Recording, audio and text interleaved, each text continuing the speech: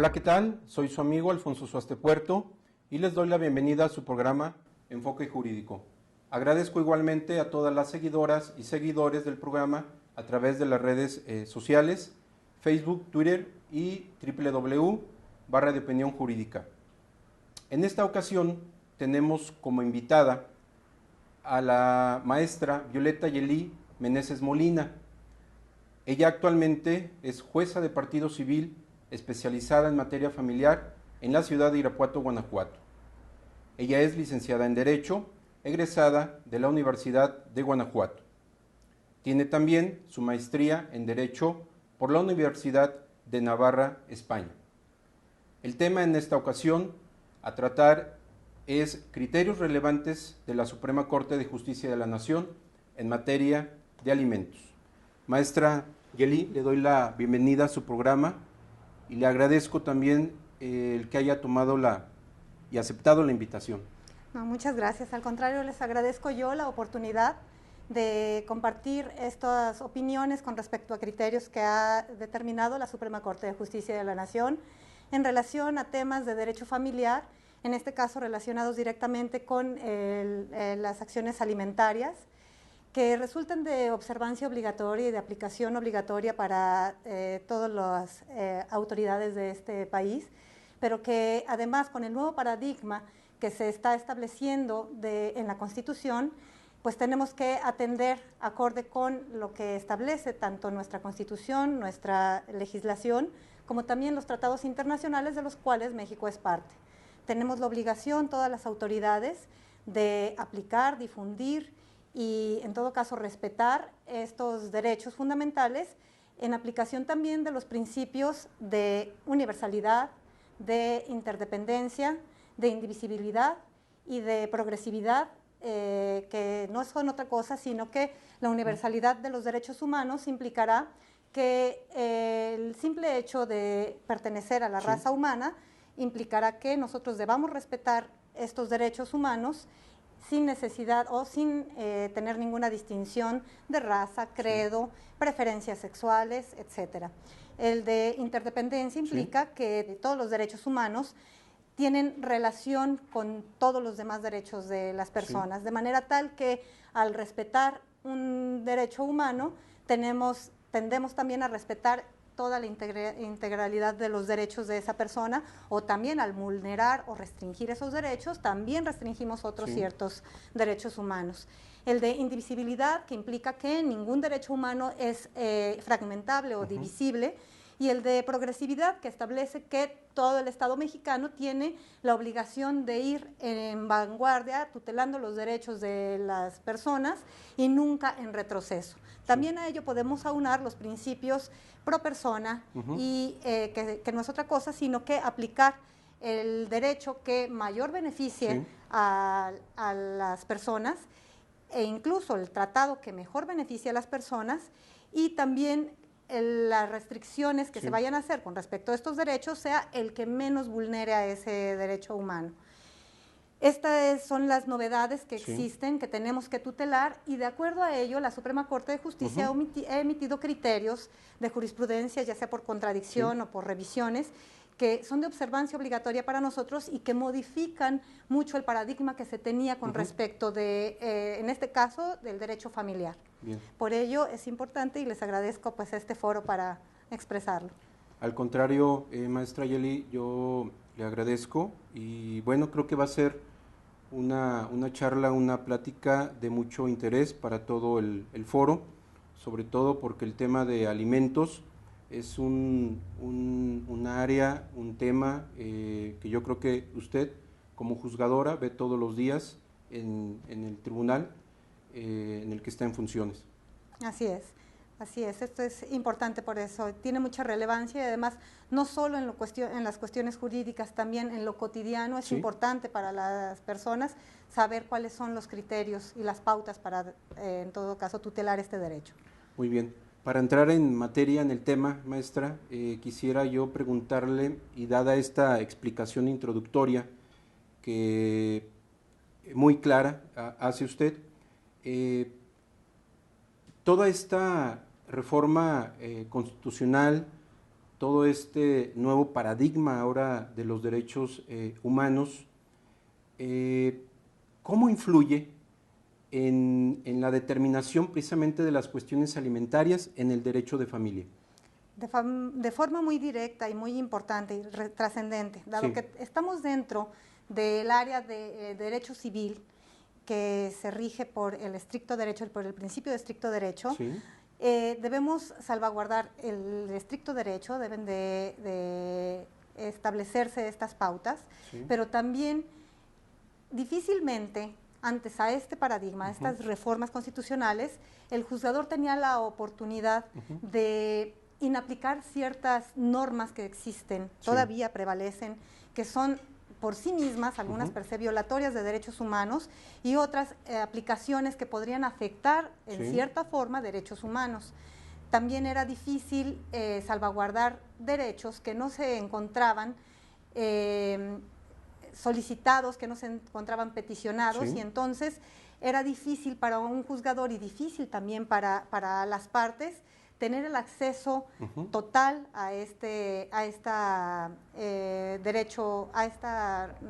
respeto a este derecho alimentario.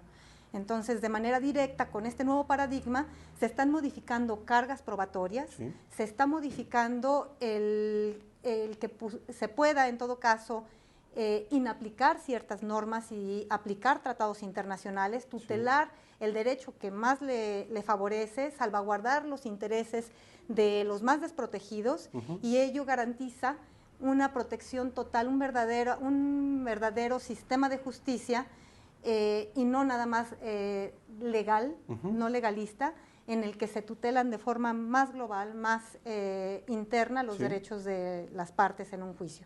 Y además se salvaguarda con esto esta parte tan fundamental de la sociedad que es la familia. Muy bien.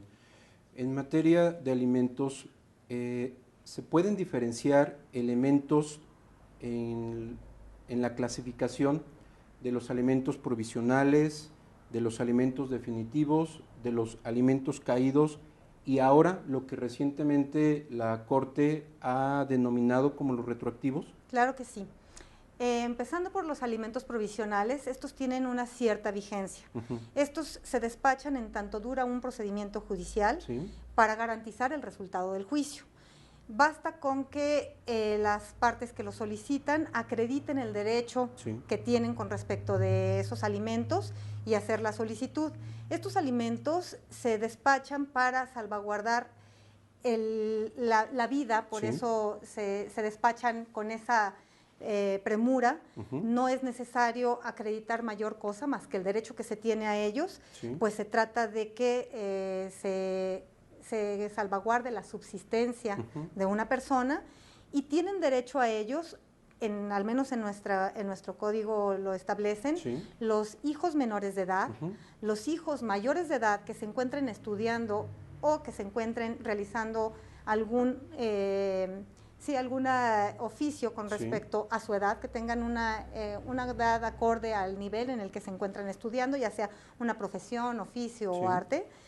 Tienen derecho a estos alimentos también los cónyuges, tienen derecho a los alimentos los concubinos, tienen derecho a ellos los hermanos y colaterales, pero se establece en nuestro Código Civil que tiene derecho a ellos la mujer que se haya dedicado predominantemente a las labores del hogar y al cuidado de los hijos, y que esta circunstancia repercuta en un detrimento económico para ella. Yo aquí agregaría que no es solo la mujer, que tiene derecho a estos alimentos, el cónyuge, ya sea varón o mujer, que se haya dedicado predominantemente al cuidado del hogar, a la vigilancia de los hijos y al cuidado de ellos, y que con respecto de ello hay un detrimento en cuanto a su educación o su tiempo destinado a una profesión o algún trabajo, y que ello genere pues una desventaja económica con respecto al otro. También agregaría aquí, que no se encuentra contemplado en la lista que establece el Código Civil, también aquellas parejas que aunque no representen o aunque no sean concubinos, pues tengan las mismas calidades, o que representen o que pretendan formar una familia. Llámese familias heterosexuales o parejas heterosexuales como parejas también homosexuales. Bien. Hace usted mucho énfasis en el derecho para solicitar o para que se concedan los alimentos provisionales. ¿De qué manera se puede acreditar esta circunstancia? Bueno, en cuanto a los cónyuges, ¿Sí? se acreditará en el sentido de que presenten su acta de matrimonio Sí. y manifiesten que no tienen la posibilidad de acceder a los alimentos per se, por sí mismos. Bien. En cuanto a los hijos menores de edad, únicamente con sus actas de nacimiento, acreditando Sí. la minoría de edad. En cuanto a los hijos mayores de edad, acreditando que se encuentran estudiando Bien. un nivel acorde a su edad. En cuanto a los concubinos, pues sí será necesario Sí. que acrediten pues la existencia del concubinato, que se Bien. encuentran libres de matrimonio. Correcto. Y que haya transcurrido el término que establece el código para tal efecto. Pero en cuanto a las parejas del mismo sexo o las parejas de hecho, se pueden denominar así, pues tendrán en todo caso que acreditarlo, tal vez con una jurisdicción voluntaria. Y una vez acreditada esa relación con los fines de establecerse como familia, puede darse esta posibilidad. Perfecto. Ello en cuanto a los alimentos caídos. Los alimentos definitivos son los que se deben conceder o se deben otorgar por un deudor alimentario en cuanto a sus acreedores. Sí. Ya hemos hablado de quiénes son, se me olvidaba en la lista, los ascendientes y los descendientes. Bien. También tienen derecho a esos alimentos. Sí. Los alimentos definitivos se deberán otorgar conforme a las posibilidades del deudor alimentario y las necesidades del acreedor alimentario, y tendrán la finalidad de subsistencia, pero no solo una subsistencia precaria, sino con una vida decorosa, una vida normal, acorde con el estado de vida o con las formas de vida que tenga el acreedor alimentario. Perfecto. Atendiendo siempre a las posibilidades del deudor. Sí. En cuanto a los alimentos caídos, estos sí son de otra naturaleza, pues se trata de acreditar con respecto del coobligado que se han adquirido, que se han hecho frente a estas obligaciones alimentarias y derivado de ello se han adquirido deudas o se ha tenido un detrimento en cuanto al patrimonio, y se tendrá entonces que acreditar ese detrimento, esas deudas. Y en cuanto a los alimentos caídos es muy importante señalar, no se está tutelando el derecho de un menor, se está tutelando el derecho de dos personas adultas en la mayoría de los casos. Sí. Dos personas que tenían por lo regular coobligación alimentaria. Bien. Entonces, quien asumió toda la carga alimentaria tiene derecho a recuperarse, tiene derecho a recuperar esas deudas o bien derecho a que se establezca correctamente económicamente. Sí. Entonces, frente al otro obligado, tiene esa posibilidad de reclamar esos alimentos, pero no hay el principio de suplencia de la eficiencia de la queja. Correcto. En virtud de que no se está tutelando el derecho de un menor. Bien. Esta es la gran diferencia entre los alimentos provisionales y definitivos con respecto a los menores. Correcto. Y los alimentos caídos. Entonces, sí es más estricta la carga probatoria y por tanto tendrán que acreditar sin derecho a suplencia de la queja, pues los adeudos, pues el detrimento económico y en todo caso con todas las cargas procesales que ello implica. Por último, en cuanto a los alimentos retroactivos, esto la gran novedad de la Suprema Corte de Justicia, que los ha denominado así, cuando se trata de reconocimientos de paternidad. Bien. En este caso, el menor, aquí sí, el titular del derecho es el menor. Bien. Ya sea cuando tiene la minoría de edad a través de su representante, puede ser su otro progenitor o cualquier representante del menor, o teniendo la mayoría de edad, porque estos no prescriben, puede reclamar los alimentos retroactivos de aquel que lo reconoció ya posterior a su nacimiento y que no se hizo cargo de él desde la fecha de su nacimiento. Correcto. Por eso se les denomina retroactivos, porque la obligación no nace de la sentencia que declara la paternidad, puesto que no se trata de un vínculo en cuanto a la sentencia, sino se trata del vínculo biológico que existe desde el momento del nacimiento de esa persona. Entonces los alimentos se retrotraen a ese momento. Bien. La Suprema Corte ha determinado que si bien es cierto que cuando hay una sentencia que condena al pago de algo, al pago de alguna cosa, a alguna persona, ese pago se retrotrae al momento de la demanda. Bien. Y desde ese momento se computa ese pago. existen excepciones y una excepción a esa regla es precisamente el reconocimiento de paternidad, porque se decreta que esta sentencia es declarativa, más no en ella se constituye o no es constitutiva de derechos. El derecho se constituye por lo que ya manifesté, por la relación biológica y por tanto se retrotraen hasta el momento del nacimiento. Perfecto. Entonces, lo puede pedir el menor durante su minoría de edad o durante su mayoría de edad. Si los solicita durante su minoría de edad, hay suplencia de la deficiencia de la queja. Y hay entonces todas las cargas probatorias con respecto del deudor alimentario a tratar de acreditar, si es que lo quisiera, que no los necesita o no necesitó estos alimentos por cualquier circunstancia, o bien acreditar que no tiene la posibilidad para hacer frente a ellos. Bien. Entonces, esta sería un poco así a grandes rasgos la diferencia entre estas clases de alimentos. Creo que me queda perfectamente claro, maestra, las diferencias en cuanto a esta clasificación. Y bueno, ahora le preguntaría que cuál es el criterio que subsiste con relación a la obligación subsidiaria alimentaria a cargo de los ascendientes de los deudores alimentarios. Es una circunstancia que se ve mucho en el juzgado y que es muy importante resaltar. La Corte ha definido de manera muy precisa que los alimentos con respecto de los padres se generan derivados del ejercicio de la patria potestad. Los alimentos con respecto de los abuelos se generan no en relación al principio al reconocimiento de la paternidad, sino como una solidaridad en auxilio de esa familia. Bien. De manera tal que no tienen el mismo origen. Los alimentos con respecto de los padres son obligatorios para ambos y hay una solidaridad en cuanto a este reclamo. Perfecto. De manera tal que existiendo uno solo de los padres, tiene que hacer frente a esa obligación alimentaria con respecto de los hijos menores. Solo hay subsidiariedad en cuanto al reclamo de estos alimentos respecto de los abuelos y tienen que ser abuelos paternos y maternos a la vez cuando faltan los padres o cuando existe una imposibilidad en cuanto al cumplimiento de esa obligación.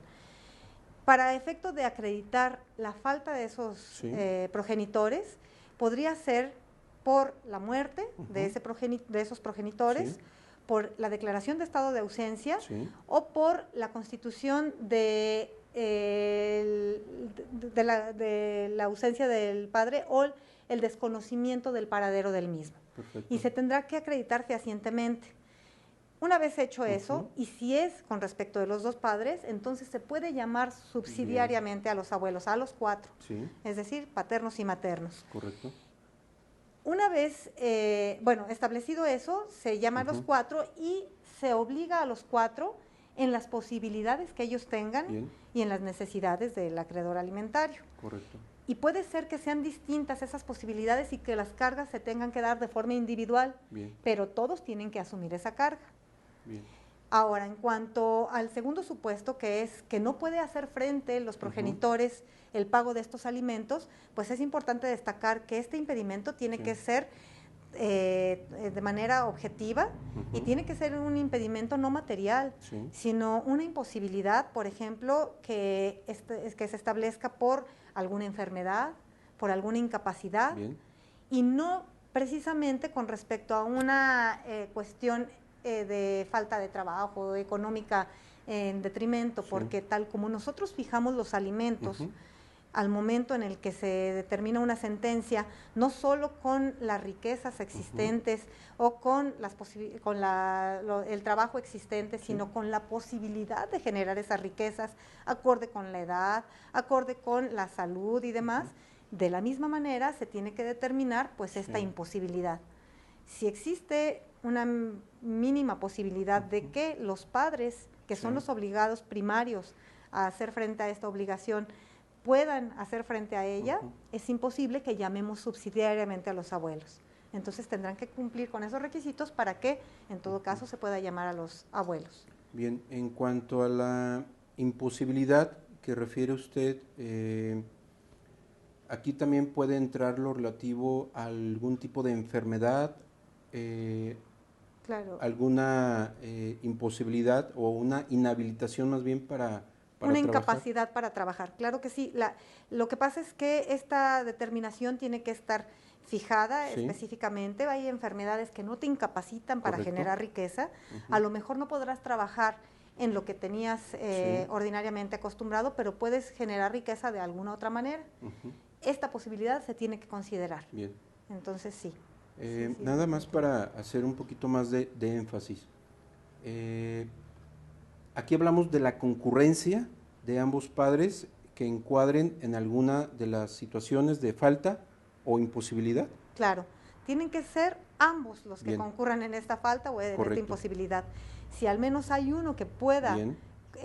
hacer frente a esta obligación, no podemos llamar subsidiariamente a los abuelos. Tiene que hacer frente única y exclusivamente ese progenitor. Bien. Perdón que insista, pero en cuestión de que si uno de los progenitores o los dos carecen de trabajo, ¿es motivo suficiente para llamar a los ascendientes? No, definitivamente no. Carecen de trabajo, pero no de la posibilidad de generar riquezas y por tanto hacer frente a esa obligación. Perfecto. Entonces, si es uno de ellos, mucho menos, pero Correcto. si son ambos, tampoco, en virtud de que se trata de que hagan frente a esa obligación Sí. quien tiene verdaderamente o quien tiene la obligación primaria, y quien la tiene son los Sí. progenitores. Correcto. Entonces, se tenía una idea tal vez confusa en el sentido de que, bueno, pueden tener una mejor posibilidad porque los abuelos tienen más riquezas que los padres, pero no se trata de ello. Los padres ya cumplieron con una carga Sí. que fue la de mantener a sus propios hijos, y las cargas las tienen que asumir los progenitores. Sí. Ellos, al momento de procrear un hijo, contrajeron esa obligación Sí. y permanece. Y Bien. permanece independientemente de la relación que tengan sus hijos con los Sí. abuelos. Perfecto. Ahora también recientemente se ha dado una nueva figura en cuanto a la disolución del vínculo matrimonial, que inició primero en la Ciudad de México y posteriormente en otros estados, pero actualmente también ya la Suprema Corte de Justicia de la Nación ha emitido criterios que hacen referencia al divorcio incausado. En cuanto a esta tendencia ahora, maestra, de la disolución del vínculo matrimonial, ¿de qué manera impacta en el ámbito de alimentos en nuestro estado? Bueno, sí que impacta, en virtud de que en la materia alimentaria, una vez que se pronunciaba o Sí. se declaraba el divorcio, nuestra legislación está adecuada a la culpabilidad o inocencia de las partes para fijar pensión alimenticia. Perfecto. Esta culpabilidad e inocencia han sido ya superadas totalmente con este nuevo criterio de la Suprema Corte de Justicia. Correcto. Ya no se declara culpabilidad o inocencia y simple y sencillamente se atiende al derecho de las partes, de su libre desarrollo a su personalidad, y por tanto no es necesario ni siquiera acreditar una causal, ni siquiera justificar por qué te quieres separar y disolver ese vínculo que tienes. En tal sentido, sí trasciende mucho al derecho alimentario, porque, por ejemplo, subsiste la indemnización compensatoria, a la cual tienen derecho ambos progenitores, Correcto. siempre y cuando se hayan dedicado preponderantemente a las labores del hogar y al cuidado de los hijos, y que derivado de ese destino de su tiempo al cuidado del hogar y de los hijos, haya habido un detrimento en cuanto a su situación económica, en virtud de que, en lugar de destinar ese tiempo a laborar o a prepararse profesionalmente y demás, lo destinaron a ello, y por tal motivo hay un desequilibrio económico entre las partes, entre los progenitores, entre los cónyuges o excónyuges. En ese sentido, ya no se considera la culpabilidad o la inocencia, pero sí se atiende preponderantemente a este desequilibrio. Y por tanto se atiende a este derecho humano, a estas necesidades, sin necesidad de establecer estas distinciones, culpable, inocente, etcétera. Entonces sí ha afectado o sí ha tenido mucha trascendencia con respecto al tema alimentario. También hay otros artículos de nuestra propia legislación que establecen precisamente la fijación de alimentos derivada de estas circunstancias, dependiendo de la causal que acredites, pues entonces podría fijarse pensión alimenticia o no. Ya esto queda totalmente superado y se atiende única y exclusivamente a estos derechos. Correcto. ¿Habla usted dentro de los requisitos para tener derecho a esta compensación de que quien los reclame preponderantemente se haya dedicado a las labores del hogar y cuidado de los hijos? ¿Significa entonces que puede ser que esta persona sí haya tenido alguna actividad económica y a pesar de ello pueda reclamar esta prestación? Claro, mira, lo que se trata de tutelar es el derecho a la igualdad. Sí. Se supone que independientemente de que en nuestro país los roles de género siguen marcados en el sentido de que el padre es el único proveedor y la madre es la única cuidadora y la protectora de la familia y demás, se trata de, cada vez está superándose esta cuestión de rol de género. Y por tal motivo, lo que se tutela es la igualdad, de manera tal que más importante resultará que si en algún momento la mujer o el hombre se dedicaron al cuidado de los hijos, al hogar, y descuidaron la parte económica, la parte productiva de su persona, como es atender a su profesión, como es atender a su trabajo, a prepararse más y demás. Esto es lo que se considera en todo caso, la desigualdad que hubo y entonces el desequilibrio económico que hay entre uno y otro. Si fue un tiempo y ese tiempo marcó totalmente, por ejemplo, la vida más productiva del hombre o de la mujer y ya no tiene acceso a un trabajo como lo pudo tener en aquel momento y los trabajos a los que puede acceder pues no le generan esa riqueza que el otro sí tiene, pues entonces se puede considerar, porque no, se trata de tutelar la igualdad. Entonces, no debemos estar casados con el término preponderante, que sea el 90, que sea el 70% del tiempo, no. Puede ser menos del porcentaje, pero que sea significativo para que haya una desigualdad económica. Bien. Maestra, muchas gracias. Con esto damos por concluida la primera parte del programa y del tema precisamente de los criterios relevantes de la Suprema Corte de Justicia de la Nación con relación al tema de alimentos. Al contrario, te agradezco mucho a ti, a tu auditorio, y estamos aquí a su disposición cuando guste. Muchas gracias. Pues les agradezco a ustedes que nos hayan seguido en esta emisión de su programa Enfoque Jurídico, pidiéndoles de favor que nos sigan en la segunda parte del programa con la maestra Violeta Yelí Meneses Molina, juez de oralidad en materia familiar en la ciudad de Irapuato, con el tema los criterios relevantes de la Suprema Corte de Justicia de la Nación en materia de alimentos. Muchas gracias.